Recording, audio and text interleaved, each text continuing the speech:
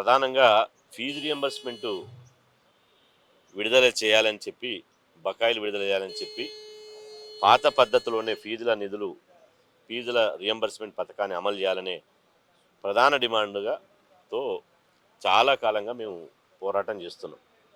అందులో భాగంగానే ఇప్పటికే కలెక్టరేట్ల ముందు ధర్నాలు చేశాం, జిల్లా నియోజకవర్గ కేంద్రాల్లో దీక్షలు నిర్వహించాం. అదేవిధంగా హైదరాబాద్లో పెద్ద ఎత్తున ఆందోళన కార్యక్రమాలు చేశాం. చివరికి మొన్న జూలై 2న కాలేజీల బంద్ కూడా నిర్వహించాం. కాలేజీల బంద్ ఒక చారిత్రాత్మకంగా జరిగింది. కాలేజీలకు తాళాలు పెట్టి ఈ బంద్లో లక్షలాది మంది విద్యార్థులు పాల్గొన్నారు. ఇంత ఉద్యమం చేస్తున్న రేవంత్ రెడ్డి ప్రభుత్వానికి చీమ కుట్టినట్టయిన లేదు. విద్యార్థులు అంటే బీసీ, ఎస్సీ, ఎస్టీలు అంటే మీకు ఎందుకు అంత చులకన? విద్యార్థుల శక్తి ఏందో మీకు తెలుసు.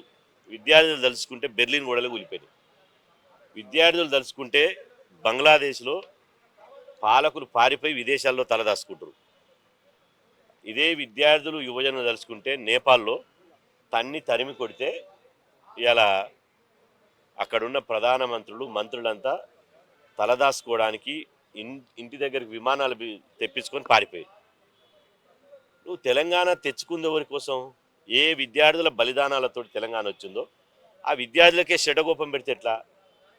ఈ తెలంగాణ మీరు ముఖ్యమంత్రి పీఠ మీద కూర్చోవడానికి వచ్చిందా? తెలంగాణ ఇలా సబ్బండ వర్గాలు, కులాలు, విద్యార్థుల కోసం వచ్చిందా? ఖబర్దార్, కాంగ్రెస్ ప్రభుత్వాన్ని హెచ్చరిస్తున్నాం. మీరు ఇకనైనా మారండి. మీరు మారకపోతే మిమ్మల్ని గద్దె కూల్చడం, గద్దె దింపడం ఖాయం. తమాషాలు చేస్తున్నారా? మీ తాత జాగిరా, మీ అయ్య జాగిరా బడ్జెట్? ఈ రాష్ట్ర బడ్జెట్ ఎవరిది? మాది. మా బడ్జెట్లో మాకు బకాయిలు ఇవ్వమంటే దొంగ నాటకాలు ఆడుతున్నారు. ఇవాళ అప్పులు ప్రభుత్వం వచ్చాక 4 లక్షల కోట్ల అప్పులు ఎవరిని తెచ్చారు? ఇలా 32,000 కోట్ల ప్రభుత్వ భూములు ఎట్లా మీరు? నిన్న కాక మొన్న ఆర్బీఐ నుంచి 21,000 కోట్ల అప్పు తీసుకొచ్చారు. ఈరోజు నేను మాట్లాడే సమయానికి రోజుకు 3,000 కోట్ల ప్రభుత్వం అప్పు చేస్తుంది. ఈరోజు కూడా 3,000 కోట్లు తెచ్చుకుంది. మరి అప్పులు తెచ్చి ఈ ఆదాయం అంతా ఎవరిని జేబు నింపుతున్నారు? మీరు కాంట్రాక్టర్లకు, బడా కాంట్రాక్టర్లకు లక్షల కోట్లు చెల్లించి పేద విద్యార్థులకు 7,000 కోట్లు ఇవ్వడానికి మనసు రాలేదా? ఫీజు రియంబర్స్మెంట్ పథకం కాంగ్రెస్ ప్రభుత్వమే గతంలో మేము పోరాటం చేస్తే రాజశేఖర రెడ్డి గారు పెట్టారు. 2008 నుంచి బ్రహ్మాండంగా ఫీజు రియంబర్స్మెంట్ పథకం అమలైంది. తెలంగాణ వచ్చినాకనే ఈ దరిద్రం అంతా మొదలైంది. బీసీలు ఇలా బాధపడుతున్నారు తెలంగాణ ఎందుకు వచ్చింది. ఈ తెలంగాణ వచ్చి దొరల పటేళ్ల కోసమే తెలంగాణ వచ్చింది తప్ప తెలంగాణ రావడం వల్ల బీసీలకు ఏం ఒరగలే. ఏమొరిగింది అంటే ఇట్లా ఫీజు రియంబర్స్మెంట్ రద్దు చేయడానికి ఎదురు.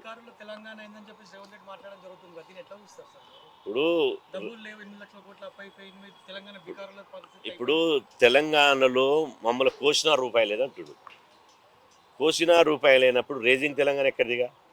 ఫ్యూచర్ సిటీ ఎక్కడిది? మూసీ సుందరీకరణ ఎక్కడిది? అదేవిధంగా రకరకాల వేల కోట్లతోటి ప్రాజెక్టులు చేస్తున్నావు. మరి అవెక్కడి? దానికి ఎక్కడ నిధులు వస్తున్నాయి? ఈరోజు ప్రపంచ బ్యాంకు ఇవాళ మీడియాలో ప్రధాన శీర్షికలు వచ్చిన అంశం ఏంది? భారతదేశంలో అత్యంత నెంబర్ 1 ఆదాయం వచ్చే రాష్ట్రం ఏది అని ప్రపంచ బ్యాంకు లెక్కలు తెలిసి అది తెలంగాణ రాష్ట్రం అని తెలియదు. మరి ఇంత దరిద్రం మాటలు ఎందుకు? నెంబర్ 1 ఆదాయం వచ్చే తెలంగాణను ఇలా లోటు బడ్జెట్ తోటి ఎందుకు చూపిస్తావు?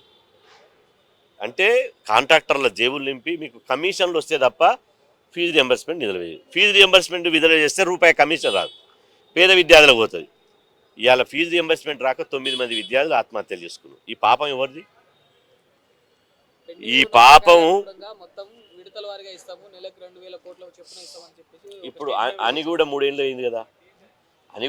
అయింది కదా. రాష్ట్రము కాంగ్రెస్ ప్రభుత్వం అధికారంలోకి వచ్చి 3 బడ్జెట్ ప్రవేశపెట్టింది. మీరు బడ్జెట్కు 3,000 కోట్లు ఇచ్చినా ఇవాళ ఫీజుల సమస్య ఉండదు. 3,25,000 కోట్ల రాష్ట్ర బడ్జెట్లో మీరు ఇచ్చిన ముష్టి ఎంత? 700 కోట్లు, 600 కోట్లు. విడుదల చేసింది ఎంత? 150 కోట్లు, 200 కోట్లు. సిగ్గుండాలి కదా ప్రభుత్వానికి చెప్పడానికి. ఇవాళ 3 బడ్జెట్లు పోయినాయి, ఇంకా మిగిలింది మీకు తుపకాయ 2 బడ్జెట్లు ఉన్నాయి. ఈ 2 బడ్జెట్ ఏమి ఇస్తారు మీరు? ఒక బడ్జెట్ ఎన్నికల బడ్జెట్ అవుతుంది, ఇంకా మిగిలింది ఒకటే బడ్జెట్. మీరు మర్యాదగా వినకపోతే ఇక దంచుడే. మిమ్మల్ని వెంటబడి వెంటబడి తరిమి కొట్టే రోజులు దగ్గర వచ్చినాయి. మీరు ఏమనుకుంటారు అంటే మీరు పుడుంగలు అనుకుంటారు. మీ పుడుంగలు విద్యార్థులు మిమ్మల్ని తిరగలిస్తారు విద్యార్థులు. 9 మంది చచ్చిపోవాలనా? రియంబర్స్మెంట్ అందకుంటే నిజానికి ఏ బడుగు బలైన వర్గాల పిల్లలు అయితే వెనుకబడిపోతారు. బీసీలు కూడా ప్లస్ బీసీల పేరు చెప్ప గద్దెనెక్కిన ఈ సర్కారు ఎందుకు బీసీలను దూరం పెడుతున్నారు? ఇప్పుడు నేను ఇంతకుముందు చెప్పిన కమిషన్ వచ్చేటువంటి ఏదైతే కమిషన్ వస్తుందో, ఏదైతే జేబులు నింపుతుందో వాటికే ప్రాధాన్యత ఇస్తారు. పేద విద్యార్థులకు ఫీజు రియంబర్స్మెంట్ ఇస్తే కమిషన్ రాదు కదా. పైగా పేద విద్యార్థులంతా చదువుకుంటారు, వీళ్ళు విదేశాల్లో స్థిరపడతారు, వీళ్ళకి సొంతంగా ఎదుగుతారు, రేపు మా ముఖ్యమంత్రి పీఠం గుంజుకుంటారు. వీళ్ళని ఎందుకు పండుకున్న గుర్రాలను లేపు తన్నించుకోవాలి, దీన్ని పండుకోబెట్టాలి అని ఆయన ఉద్దేశం అనుకుంటుంది. కానీ మీరు గత చరిత్ర చూసుకో, నెదురుమల్లి జనార్దన్ రెడ్డి ఎట్ట కూలిపోయాడు, గతంలో ముఖ్యమంత్రులు ఎట్ట కూలిపోయారు, అదే గతి పడుతుంది. ఖబర్దారు, హెచ్చరిస్తున్న. ఫీజులు ఇస్తావా, గద్దె దిగుతావా? ఫైనల్ గా ఇప్పుడు ఒక 7,000 కోట్లు బకాయి ఉంది, 8,000 కోట్లు, 10,000 కోట్లు ఉన్నారు. నిజానికి ఎంత బకాయి ఉంది మరి ఫీజు రియంబర్స్మెంట్? ఇప్పుడు సరే 500 కోట్లు 1000 కోట్లు అటు ఇటు, ఫస్ట్ 7,000 కోట్లు అయితే ఇవ్వు. నువ్వు వచ్చేసాను. ఇప్పుడు గత బీఆర్ఎస్ ప్రభుత్వం చేసింది అని అంటున్నావు. గత బీఆర్ఎస్ ప్రభుత్వంలో రావాల్సిన పన్నులు కానీ ఆదాయం కానీ తీసుకుంటలేవా? గత బీఆర్ఎస్ ప్రభుత్వంలో కట్టిన సచివాలయం ఉంటలేవా?